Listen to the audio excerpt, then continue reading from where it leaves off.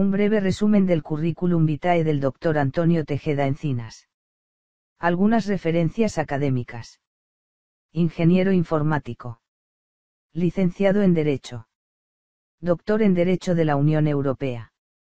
Profesor vinculado en el Instituto Universitario de Derecho de la Unión Europea en la UNED. Maestría en Ciencias Políticas. Diplomado en Derecho Internacional. Máster en Dirección de Recursos Humanos. Algunas actividades institucionales son: presidente del Comité Euroamericano de Derecho Digital CEA Digital Law. Relator general de la Federación Interamericana de Abogados y miembro de su comité ejecutivo. Presidente del Comité de Derecho Comercial, Banca, Bolsa y Asesoría Empresarial de la Federación Interamericana de Abogados. Secretario de la Academia Interamericana de Derecho Internacional y Comparado. Miembro de honor del Instituto dos Advogados Brasileiros. Miembro de la Comisión de Derecho Digital del Instituto dos Advogados Brasileiros. Observador electoral internacional. Observador en la UNCITRAL. Working Group 1 de Pymes y en el Working Group 4 sobre comercio electrónico. Estimados amigos, como saben, Epistemidosa es un proyecto virtual, un canal continuo de conocimiento del Comité Euroamericano de Derecho Digital CEA Digital Law, que como semana a semana nos trae una temática diferente bajo el prisma de los mejores especialistas en la materia de que se trate. En esta ocasión, contamos con expertos de primer nivel en Derecho Internacional que, bajo el lema de la afirmación del mundo multipolar hecha por un virus, nos van a dar su punto de vista dentro de su libertad de cátedra. Por mi parte, y como introducción, pienso que el COVID-19 no tiene nada que ver con el neoliberalismo ni con la presunta caída del mismo. En la historia, ninguna epidemia ha supuesto una modificación de los sistemas económicos y políticos de las naciones. La velocidad de propagación del virus se explica por la globalización, pero el dichoso virus no parará el libre mercado, y la llamada por los franceses mundialización no será cuestionada en esos términos, más allá de la modificación de los usos y costumbres sociales nacionales e internacionales. Bien es cierto que ya nos encontrábamos previamente en un mundo en llamas, en el que cada vez la maltrecha cooperación internacional está más debilitada y cuestionada. Americanos y chinos continúan con la escalada de supremacía global, pero desde sus fronteras, las mismas que han visto resurgir fuertes nacionalismos y patriotas radicales que cuestionan la globalización y el neoliberalismo, provocando movimientos aislacionistas, todo ello aderezado y puesto en valor por un simple virus, que si bien no a todos mata, sí a todos debilita. Las nuevas tecnologías han demostrado ser muy útiles en estos tiempos. Las telecomunicaciones y plataformas de comunicación han permitido que millones de personas trabajen desde sus hogares y han ofrecido la posibilidad de que ciertos sectores puedan continuar con una actividad económica.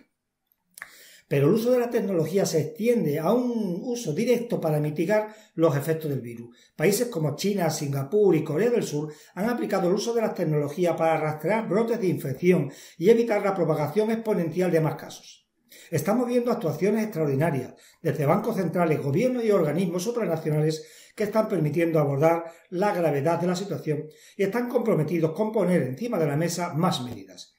Esta coordinación recupera en parte la multilateralidad, un valor necesario en la economía para hacer frente a las amenazas globales. Para cuestionarnos o no lo antedicho, el Comité Euroamericano de Derecho Digital, CEA Digital Law, organiza un gran evento internacional con 3 grandes ponentes, bajo el lema, como hemos dicho, de la afirmación del mundo multipolar hecha por un virus. Tendremos disertando desde el día 1 al 3 de junio al Dr. Miguel Ángel Rodríguez Mackey, entre otros presidente del Instituto Peruano de Derecho Internacional y Relaciones Internacionales y vicerrector de Asuntos Internacionales del Instituto Internacional de Gobierno, con la ponencia El nuevo orden mundial por un virus consolida el multipolarismo. Tendremos el martes 2 de junio al doctor Matías Benedict, adjunto interino en Derecho Internacional Público de la UBA y prosecretario del Tribunal Superior de Justicia de la Ciudad de Buenos Aires, con la ponencia El multipolarismo en la multiplicidad de acciones por daños. El día 3 de junio, por último, contamos con la presencia del doctor Fabián Salvioli, relator especial de Naciones Unidas para la promoción de la verdad, la justicia y las reparaciones y las garantías de no repetición, y también es expresidente del Comité de Derechos Humanos de la ONU. con la ponencia Multipolaridad, Internacionalidad, Pandemia y Derechos Humanos. Espero que lo disfruten. Salud, mucha salud. Fabián Salvioli es un jurista argentino, abogado y doctor en ciencias jurídicas. Es profesor titular, catedrático, de las cátedras de Derecho Internacional Público y de Derechos Humanos, dirige el Instituto de Derechos Humanos y es fundador y director de la Maestría en Derechos Humanos en la Universidad Nacional de La Plata, posee más de 150 publicaciones, entre ellas 6 libros y artículos científicos sobre derecho internacional, derechos humanos y educación. Ha dictado cursos de posgrado, de doctorado y conferencias en más de 30 países de los 5 continentes. Integra las Asambleas Generales del Instituto Internacional de Derechos Humanos, Estrasburgo, y del Instituto Interamericano de Derechos Humanos en San José de Costa Rica. Codirige Berg Institute de Relaciones Internacionales en Madrid. Posee una experiencia práctica de 3 décadas en el derecho internacional de los derechos humanos. En el sistema interamericano, litigó y asesoró casos ante la Comisión y la Corte Interamericana, y presidió tribunales ad hoc de reparaciones en el marco de soluciones amistosas. En la Organización de Naciones Unidas integró el Comité de Derechos Humanos entre 2009 y 2016, órgano que también presidió en 2015 a 2016. Asimismo, en el año 2018, el Consejo de Derechos Humanos lo designó relator especial de Naciones Unidas para la promoción de la verdad, la justicia, las reparaciones y las garantías de no repetición, cargo que ejerce en la actualidad. Por su trayectoria ha recibido diversos premios y condecoraciones, entre ellas, fue designado Ciudadano Ilustre de La Plata, personalidad destacada de la provincia de Buenos Aires, graduado ilustre por la Universidad Nacional de La Plata, profesor honorario en la Universidad de Buenos Aires, profesor honorario en la Universidad Nacional de La Pampa, y doctor honoris causa por el Instituto Universitario Puebla, en México. Profundamente poder participar en este panel sobre multipolaridad y la situación de pandemia que estamos viviendo. He dividido mi intervención en 5 partes. La primera reflexiona un poco sobre la multipolaridad y los derechos humanos. La segunda que indica el impacto de los derechos humanos en el derecho internacional y las relaciones internacionales contemporáneas. La tercera que se refiere al impacto de la pandemia en la situación de derechos humanos. La cuarta, que está dirigida a ver el impacto de la pandemia en el trabajo concreto de derechos humanos. Y la quinta, en qué puede suceder a partir de la pandemia en el futuro, en las relaciones internacionales y en el trabajo en derechos humanos. Así que una vez más, agradeciendo la invitación para poder participar de este evento, quisiera referirme al primero de los aspectos, que tiene que ver con la multipolaridad y los derechos humanos. En las relaciones internacionales, el concepto de multipolaridad aparece por oposición a la bipolaridad, es decir, al mundo propio dividido de la Guerra Fría en 2 grandes bloques, en los cuales la Unión Soviética, la ex Unión Soviética y los Estados Unidos se repartían efectivamente el poder y disputaban en un sistema heterogéneo el predominio del mundo. La multipolaridad plantea la aparición de un conjunto de estados en realidad que reemplaza esa idea del mundo bipolar. Estados o bloques, como puede ser la Unión Europea.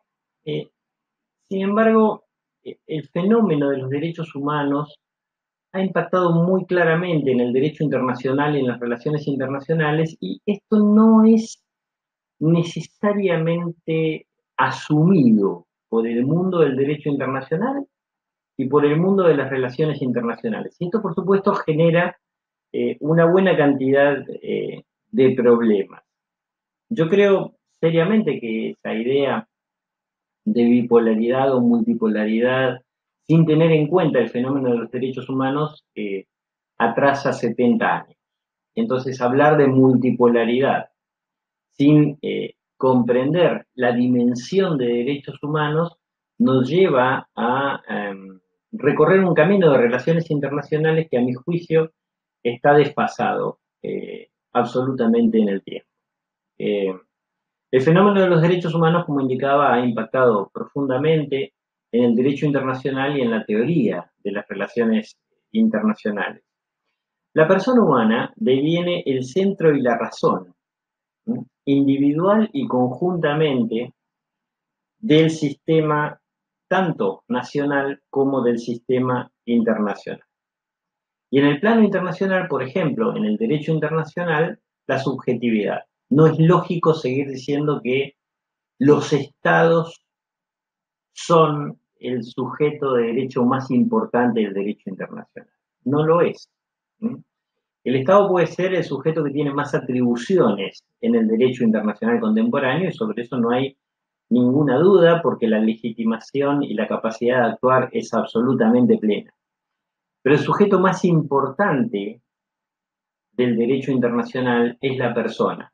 La persona no concebida individualmente, sino la persona en tanto ser social, la persona en tanto participante en un grupo, la persona en tanto participante en un colectivo, la persona en tanto forma parte de la comunidad internacional de la humanidad efectivamente.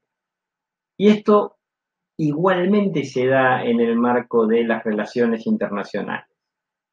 La multipolaridad no puede ser concebida solo desde el punto de vista estatocéntrico o interestatocéntrico, porque eso desdibuja una enorme cantidad de actores internacionales que completan el espectro universal de las relaciones internacionales y naturalmente, otra vez allí, los pueblos y la humanidad son el sujeto más importante de las relaciones internacionales.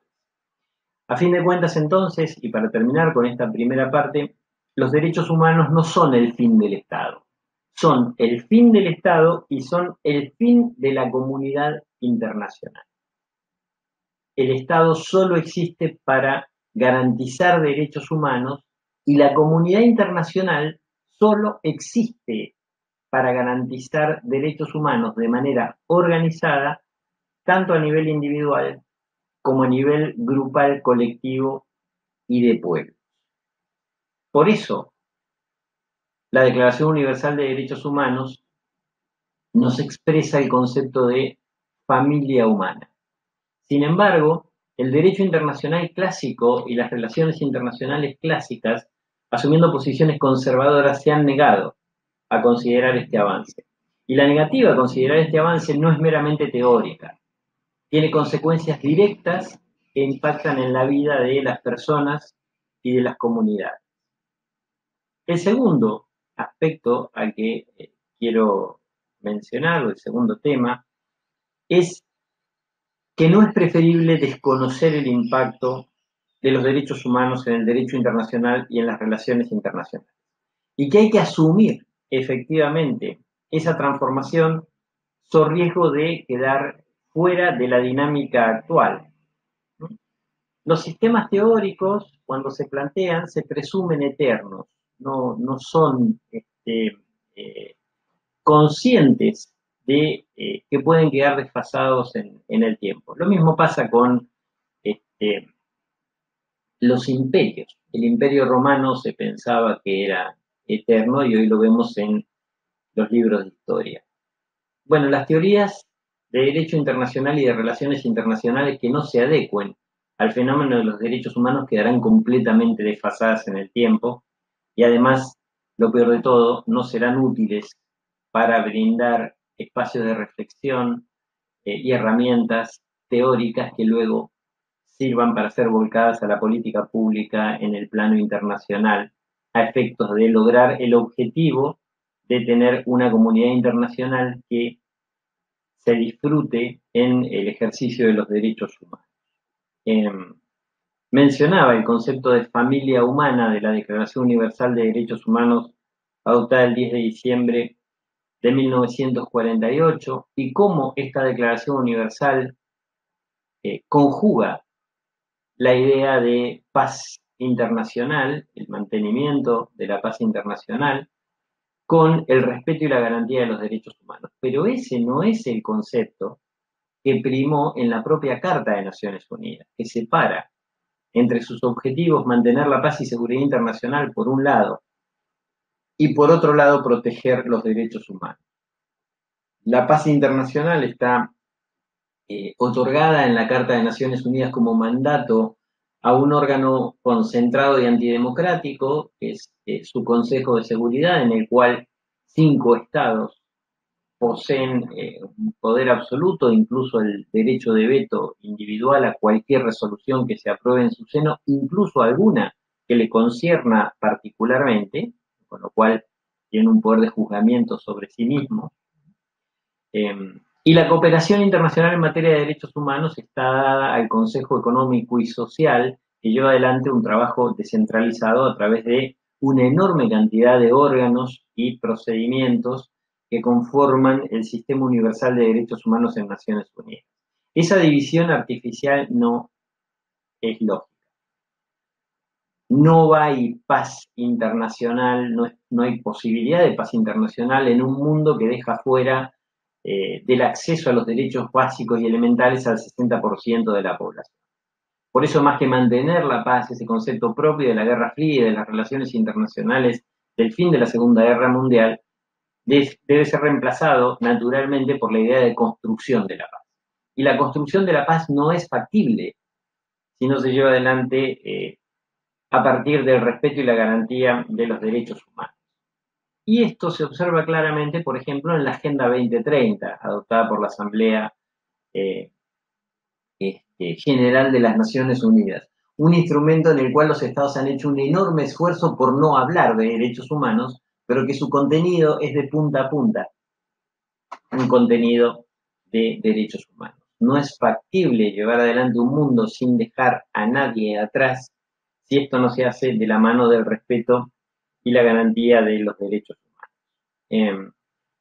Incluso, por supuesto, en este campo los estados no son los únicos sujetos responsables. Pensemos en lo que pasa hoy con los actores no estatales, los grupos terroristas, Boko Haram, Al Qaeda, etcétera, etcétera, que en el plano del derecho internacional se responsabilizan actualmente por la comisión de posibles crímenes internacionales y la puesta en marcha de mecanismos de establecimiento de responsabilidad.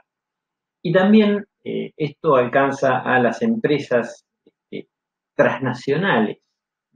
Los procedimientos especiales de Naciones Unidas tienen estudios sobre el impacto que el funcionamiento de empresas transnacionales, que muchas veces tienen más poder que los propios estados, generan en la dinámica de los derechos humanos. De allí que los derechos humanos enriquecen de una manera extraordinaria y notable al fenómeno de las relaciones internacionales y del derecho internacional contemporáneo.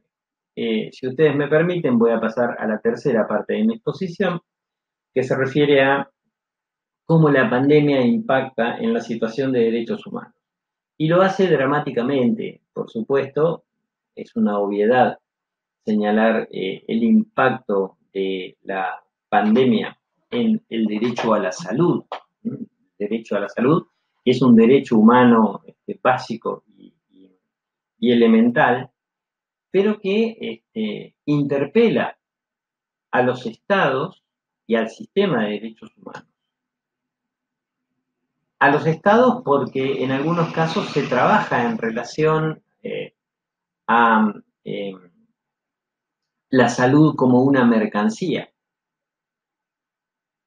y no como un derecho humano efectivamente a garantizar.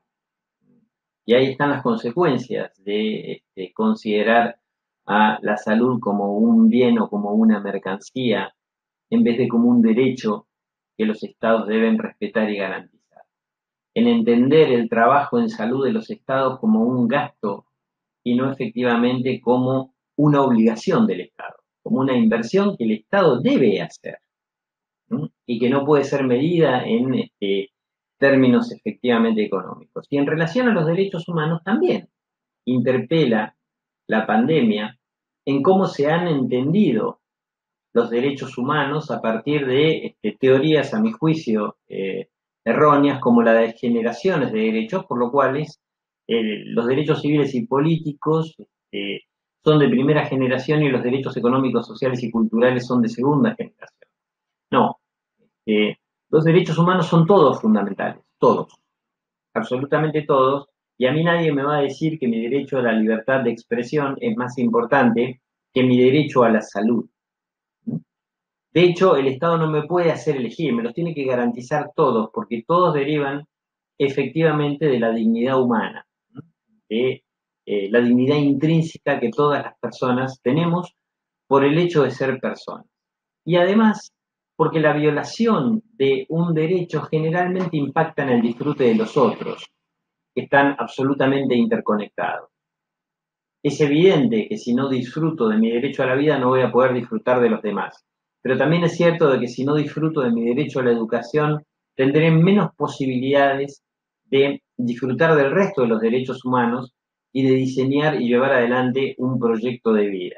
De allí que la interdependencia y la indivisibilidad de los derechos humanos resulten conceptos absolutamente fundamentales y vigentes, que interpelan claramente esa idea de generaciones de derechos que no resiste el menor análisis. Además, la negativa de un Estado a dar cobertura efectiva del derecho a la salud también implica un trato inhumano y degradante, y por ende una violación al derecho a la integridad. Y por supuesto puede terminar impactando en el derecho a la vida. De allí que fundamentales son todos los derechos humanos y los estados y la comunidad internacional deben tomar las medidas para garantizarlos a todos, dándole efectiva cobertura universal. No solamente hay un impacto entonces en lo que tiene que ver con el diseño teórico de derechos humanos a partir del fenómeno de la pandemia. Pensemos también en cómo la pandemia afecta a colectivos particulares. Una de las cosas que se dice actualmente es que el virus es democrático y que no distingue. El virus es democrático y no distingue, pero en realidad la pandemia no lo es. La pandemia no es democrática. Y no es democrática porque los sistemas que gozamos no son democráticos efectivamente en términos de acceso universal a los derechos humanos. Las personas ancianas que se encuentran en una mayor situación de vulnerabilidad, sin duda, son las más afectadas por el virus. Y las residencias de personas ancianas son foco, efectivamente, de un mayor índice de peligrosidad. Y las personas con discapacidad también tienen un mayor riesgo de vulnerabilidad por la pandemia que las personas que no tienen discapacidad. Y ya vemos cómo en algunos países, lamentablemente, se han efectuado protocolos no escritos, porque no se pueden escribir, es un escándalo, en los cuales, por la ausencia de cantidad suficiente de respiradores, se ha tenido que optar. Y en este optar, pues las personas con discapacidad y las personas adultas mayores han sido, en algunos casos, dejadas de lado. Y esto, por cierto, son violaciones gravísimas de derechos humanos.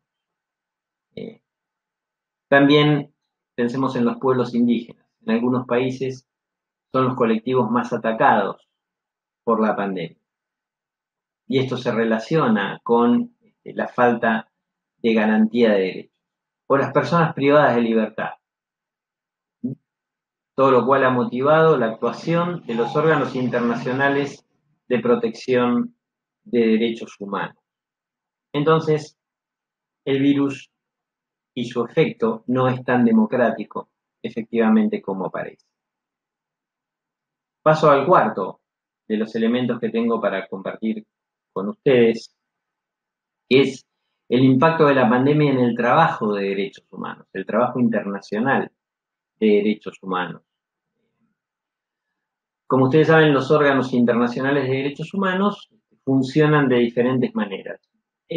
La pandemia, por supuesto, ha atravesado a todos los trabajos, a todas las labores. Yo creo que algunas de ellas se han podido llevar adelante de todas maneras y que pueden llevar adelante de todas maneras, aún en el marco de la pandemia, y otras presentan algunos problemas. Y me voy a referir efectivamente a los dos tipos de trabajos de derechos humanos de los órganos internacionales en el marco de la pandemia. Se pueden hacer tareas a distancia y entonces en este sentido no se resiente el funcionamiento de los órganos de derechos humanos porque hay sesiones que se llevan adelante online. También los órganos internacionales pueden resolver casos individuales, así lo están haciendo los órganos de tratados de Naciones Unidas, comités, los procedimientos especiales de Naciones Unidas, relatorías y grupos de trabajo, y los órganos regionales como la Comisión Interamericana de Derechos Humanos y la Corte Interamericana de Derechos Humanos. En lo que tiene que ver con la resolución de casos individuales, pues pareciera efectivamente que más allá de la incomodidad de llevar adelante el trabajo a distancia, no hay una afectación demasiado grave, demasiado seria de la tarea y los órganos internacionales siguen funcionando en ese sentido de una manera relativamente normal. Igual en lo que tiene que ver con la realización de informes de tipo temático. Las relatorías y grupos de trabajo de Naciones Unidas anualmente presentan informes temáticos tanto a el Consejo de Derechos Humanos de Naciones Unidas como a la Asamblea General de Naciones Unidas y ese trabajo se hace normalmente. En mi caso particular, yo he finalizado mi informe sobre memoria como quinto pilar de la justicia transicional para presentar al Consejo de Derechos Humanos en septiembre. Ya lo escribí, ya está hecho, ya está enviado. En septiembre se presentará y se presentará o en vivo en el Consejo, como hice los años anteriores, o se presentará por vía digital, por vía online. Pero se presentará. Y lo mismo el informe que estoy realizando ahora para presentar en la Asamblea General de Naciones Unidas en octubre sobre la dimensión de género en los procesos de justicia transicional. Allí tenemos también un ejemplo de los informes temáticos que se llevan adelante y no tienen un impacto la pandemia en ese tipo de trabajo. Pero hay otros trabajos que sí se ven resentidos. En el caso de los órganos convencionales, lo que tiene que ver con el examen de informes de países periódicos, que si bien una buena parte se puede hacer a distancia, hay una parte que no. Tiene que ver con la audiencia que se lleva adelante en Ginebra con las delegaciones. Por supuesto que la audiencia se podría hacer online, pero el impacto no es el mismo. No es el mismo que los estados estén presentes frente al comité en cuestión, al Comité de Derechos Humanos o de Derechos Económicos, Sociales y Culturales o alguno de los otros comités que funcionan en el plano de Naciones Unidas y que estos órganos puedan efectivamente cara a cara debatir con los estados, que hacerlo a través de una computadora. Estoy seguro que el impacto no es el mismo y estoy seguro que eso repercutirá en la efectividad de la garantía de derechos humanos. Al menos la experiencia que he podido tener en el Comité de Derechos Humanos de Naciones Unidas, habiéndolo integrado 8 años, me indican que la presencia efectiva de las delegaciones del Estado en la sala de sesiones del comité es muy importante. Es mucho más importante que hacerlo a distancia. Por supuesto, hacerlo a distancia es mejor que nada, pero creo que ahí sí hay algo que se va a resentir efectivamente en caso de que esto continúe. Y en caso de que no continúe, como imagino que así será, que la pandemia en algún momento finalice, sería un grave riesgo que se tome como práctica la posibilidad de que los estados o las delegaciones de los estados no asistan en vivo a la sesión de los comités físicamente en Ginebra. Y la otra cuestión, por supuesto, que no merece mayor explicación seguramente, se refiere a las visitas in loco. Las visitas in loco, las relatorías, los grupos de trabajo, fundamentalmente, y en los casos de los órganos convencionales, el Subcomité para la Prevención de la Tortura, que visita centros de detención, no pueden llevar adelante su tarea de manera adecuada si no visitan los países, porque eso forma parte de su trabajo central. Es cierto que igual se pueden producir informes, pero naturalmente no es igual producir un informe sobre la situación de derechos humanos en un país cuando no hay posibilidad de visitar el país. Sucede, a veces los propios estados niegan la visita de órganos internacionales porque no quieren los gobiernos permitir un examen in situ de lo que pasa en el país, y ahí los órganos internacionales igual generan la información y producen el informe, pero por supuesto ir al terreno, estar in situ, nos da una mayor precisión, y esto obviamente hace algo que es fundamental en el marco del trabajo de derechos humanos, y es la rigurosidad. Los informes en materia de derechos humanos deben tener un alto grado de rigurosidad, porque la credibilidad de parte de la sociedad en ese tipo de informes es lo que más impacta finalmente en la presión que las organizaciones de la sociedad civil pueden hacer sobre los estados para que los estados cumplan sus obligaciones internacionales. Entonces, es muy importante no perder esa credibilidad, esa fiabilidad de los informes de los órganos internacionales de derechos humanos, y aquellas tareas que se llevan adelante a través de visitas in loco, visitas in situ, obviamente se ven afectadas en el marco de la pandemia. Esto para mencionar algunos de los impactos que tienen, en algunos casos no fuertes, como el que mencioné al inicio, y en otros casos sí, del trabajo de derechos humanos de los órganos internacionales. Y paso al último de los puntos que tenía para compartir con ustedes, y que se refiere a si la pandemia nos hará mejor, y si la pandemia nos generará aprendizajes. Yo he asistido me parece, a demasiadas miradas con un optimismo exagerado al respecto, ¿no? Sobre la idea de aprenderemos, saldremos mejores de esta pandemia, el mundo será efectivamente distinto y claramente mejor. Bueno, no necesariamente. No necesariamente. Tampoco afirmo lo contrario, porque no tenemos la predicción sobre el futuro, pero lo cierto es que ni una ni otra cosa. Digamos,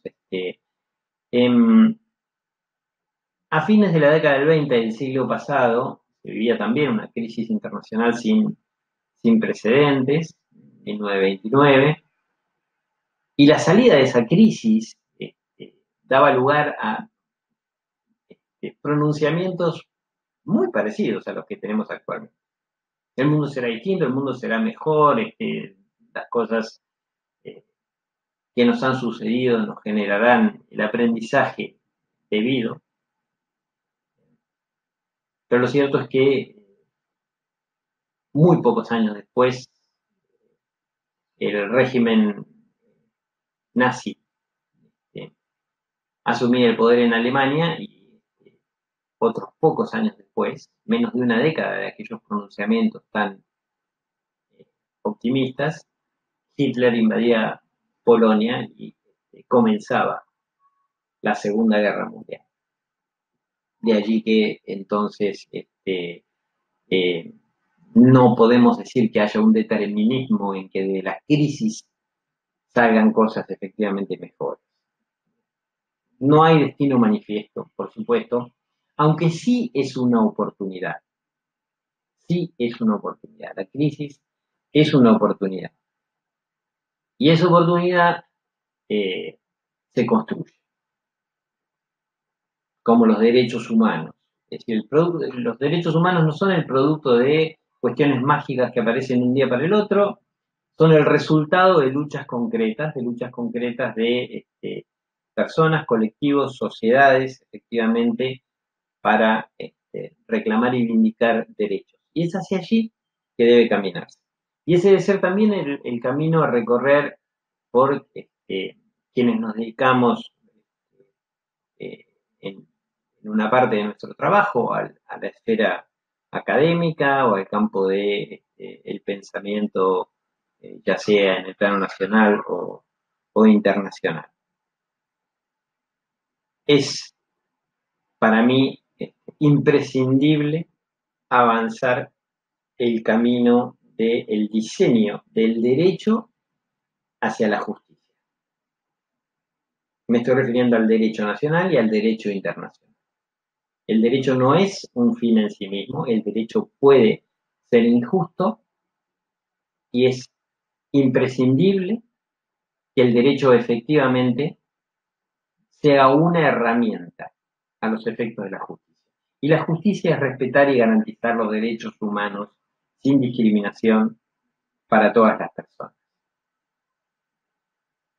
Y también las relaciones internacionales deben ser pensadas y diseñadas al servicio de colectivos, al servicio de pueblos, al servicio de la humanidad. Este es el camino que hay que recorrer. Los derechos humanos a ocupar, como debe ser, el centro de la escena nacional e internacional. Porque de lo que se trata es de garantizar efectivamente el acceso de todas las personas sin discriminación al disfrute de sus derechos. Mientras esto no sea el motor del funcionamiento de las sociedades nacionales, de las sociedades internacionales y entonces de los diseños y maquinarias políticas y jurídicas que se lleven adelante en el campo del Estado y en el campo del derecho internacional y las relaciones internacionales, la paz será una utopía. La construcción de la paz, la consolidación de una paz efectiva, viene de la mano imprescindiblemente del respeto y la garantía de los derechos humanos. Quizás en ese sentido, la pandemia nos dé una oportunidad para que demos los pasos necesarios hacia esa dirección. Les agradezco mucho por la atención que me han brindado en este periodo de tiempo. Muchas gracias.